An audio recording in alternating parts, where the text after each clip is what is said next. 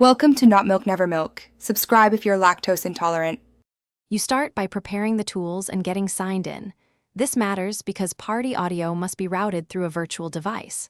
Once done, install a virtual audio cable or voice meter and create one virtual input and one output. This separates game, mic, and TTS. Make sure your Xbox app is signed into the same Microsoft account and grant microphone and speaker permissions. Next, set the virtual device as your default recording and playback, so the system and Xbox app use it automatically.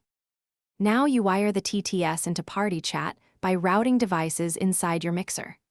First, set system playback to the virtual output and system recording to the virtual input so all apps see the virtual device. Then, in voice meter or your cable control, send your physical mic to one channel and the TTS application to the virtual input channel. This prevents echo and lets you control levels. Open your chosen TTS program or Windows narrator and select the virtual output as its device. This sends spoken text into the virtual mix.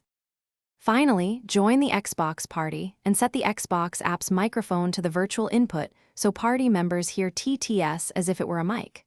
Once in, balance mix levels. Lower TTS gain if it drowns out your voice, and consider push-to-talk to avoid constant speech. If people can't hear the TTS, make sure the Xbox app has microphone access, restart the app and mixer, and solo or mute channels one at a time to find the fault.